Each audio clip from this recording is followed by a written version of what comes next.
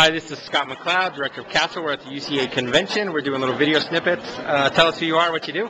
Hey, Kevin Brady. I'm an assistant professor in the Department of Educational Leadership and Policy Studies at North Carolina State University.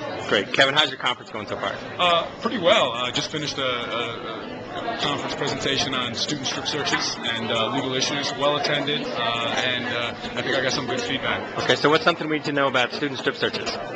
Well, basically, the one thing is that it's a major ethical as well as legal dilemma for school administrators. On the one hand, school administrators have to balance safety with also an acknowledgement of student rights. And with the most recent Reading Supreme Court decision this past summer, that's becoming increasingly problematic. Okay. What's something interesting that you learned here? Well, session that caught your attention, maybe? The session that really caught my attention thus far was kind of a previous one on law. The session that I was actually going with on special education administration and basically the lack of professional development that is currently available in special education law for today's school leaders. It's a major void. Mm-hmm. Okay, great.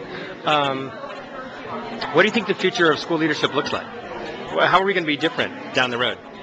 Well, I think school leaders are definitely confronted with many more issues. I think a big issue for today's school leaders are going to be the increasingly amount of discretion that they're given in terms of making decisions. And I think that discretion, we're basically holding today's school leaders increasingly more accountable for everything that they do.